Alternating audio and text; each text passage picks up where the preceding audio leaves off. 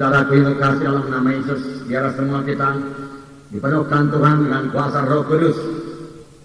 Karena semua kita adalah laskar Kristus. Dan Tuhan telah menentukan kita untuk menang.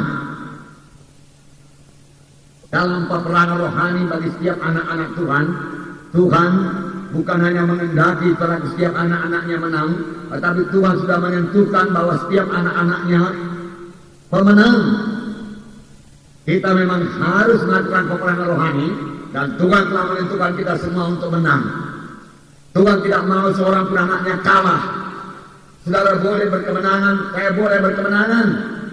Karena itu kehendak Tuhan. Dan Tuhan telah menyediakan segala sesuatu yang kita butuhkan untuk menang. Menang melawan musuh kita. Bukan musuh kita yang menang. Kita yang mengalahkan musuh kita. Dan musuh kita itu saudara bukan darah dan daging. Bukan manusia. Tetapi musuh kita itu setan iblis. Roh-roh jahat di udara, firman Tuhan berkata. Penguasa-penguasa jahat di udara. Tetapi ingatlah satu perkara, mereka itu telah dilucuti berarti. Firman Tuhan berkata demikian. Dan kita bisa mengalahkan mereka. Kemudian merusakkan pekerjaan mereka. Kemudian kita merebut jiwa-jiwa untuk Tuhan Yesus. Nah, setelah kasih dalam nama Yesus, mari kita melihat bagaimana sempurnanya saudaraku laskar Kristus ini. Dan ini terjadi pada akhir zaman. Semua kita tahu bahwasanya kita hidup pada akhir zaman. Waktu-waktu kita sedikit. Dan dalam waktu yang sedikit ini saudaraku, Tuhan mengendaki kita memperoleh satu kemenangan yang besar. Dan maksud Tuhan disampaikan di bumi ini. Dan untuk menyampaikan maksud Tuhan itu saudaraku, Tuhan hanya dapat memakai saudara dan saya. Tidak ada alat Tuhan yang lain, saudara. Hanya saudara dan saya. Yaitu anak-anaknya yang sudah dia tebus, yang sudah dia selamatkan. Dan yang dia lengkapi dengan memberikan Roh Kudus kepada saudara. Saudara sudah dipenuhkan dengan Roh Kudus. Firman Tuhan berkata, Roh Kudus itu kuasa. Kuasa. Kuasa yang ditakuti musuh. Saudaraku. Roh Kudus, saudaraku, adalah kuasa. Setan takluk kepada Roh Kudus. Setan takut kepada Roh Kudus, saudaraku. Dan Roh Kudus itu sudah ada dalam saudara. Biarlah saudara bergerak dalam pimpinan Roh Kudus. Maka dalam hidup saudara akan merusakkan banyak pekerjaan-pekerjaan setan. Saudara tahu banyak pekerjaan setan di dunia ini. Firman Tuhan berkata setan itu datang hanya untuk mencuri, membunuh, membinasakan. Dia merusak saudaraku. Yang baik dari jahat, jadi jahat saudaraku. Yang jahat kalau boleh dia bunuh saudaraku. Setan yang memberikan penyakit saudaraku. Setan yang membawa peperangan, pertengkaran saudaraku. Setan yang menyuruh manusia ini saling membunuh satu dengan yang lain. Setan yang menarik manusia ini ke neraka saudaraku. Setan membutakan mata rohani jiwa-jiwa saudaraku. Dan kita ini saudaraku disuruh Tuhan untuk merusakkan pekerjaan-pekerjaan setan saudaraku. Dan kita bisa merebut jiwa-jiwa ke kerajaan surga. Nah, mari kita lihat lebih dahulu tantara ini. Dalam Yoel pasal 2 ayat 7 sampai 11. Yoel pasal 2 ayat 7 sampai 11. Mari kita baca bersama-sama mulai ayat 7.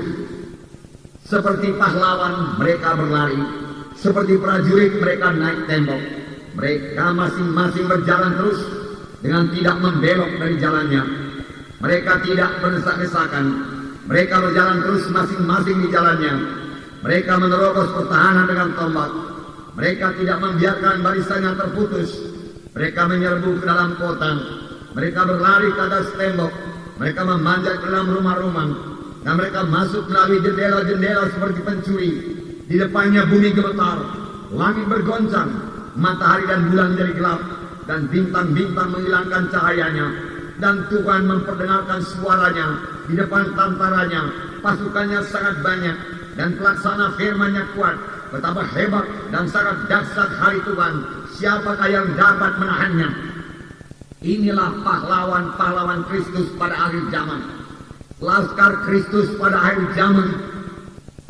Di mana Roh Kudus sudah dicurahkan. Dan sekarang ini Roh Kudus sudah dicurahkan. Sebab dalam ayat 28 dikatakan dalam Yoel pasal 2 ini juga ayat 28. Roh Kudus dicurahkan. Saya membacakannya kepada saudara. Kemudian daripada itu akan terjadi bahwa aku akan mencurahkan rohku ke atas semua manusia. Maka anak-anakmu laki-laki dan perempuan akan bernubuat, dan orang-orang yang tua akan mendapat mimpi, dan teruna-teruna akan mendapat penglihatan-penglihatan. Juga ke atas hamba-hambaku laki-laki dan perempuan akan kucurahkan rohku pada hari-hari itu. Dan roh Tuhan inilah yang akan memimpin segenap anak-anak Tuhan. Roh Tuhan akan memimpin mereka baik melalui mimpi, saudaraku, baik melalui nubuat, baik melalui penglihatan, baik memberikan kuasa, baik dalam memimpin mereka pada segala kebenaran. Ini semua adalah pekerjaan Roh Kudus, supaya serdadu Kristus yang kita baca ini saudaraku berkemenangan. Dan memang sudah ditentukan Tuhan untuk hidup berkemenangan. Kita membaca saudaraku dalam Yoel pasal 2 ayat 7 sampai 11 ini tadi, bahwasanya mereka seperti pahlawan yang berlari, seperti prajurit mereka naik tembok. Mereka masing-masing berjalan terus, tidak berhenti, tidak membelok, tidak ada yang membelokkan mereka. Mereka teguh pada jalannya masing-masing. Mereka maju terus. Mereka tidak dapat dikalahkan. Mereka tidak mau menyimpang daripada jalan Tuhan. Dan ayat 8 berkata, mereka tidak berdesak-desakan. Mereka berjalan terus, masing-masing di jalannya, masing-masing dalam panggilannya. Mereka berjalan terus, tidak terputus. Mereka tidak membiarkan barisannya terputus. Mereka menyerbu ke dalam kota. Mereka berlari ke atas tembok. Mereka memanjat ke dalam rumah-rumah. Masuk melalui jendela-jendela. Apakah artinya ini, saudaraku? Laskar Kristus ini, saudaraku, akan mengadakan kebangunan rohani yang luar biasa bagi seluruh bumi ini.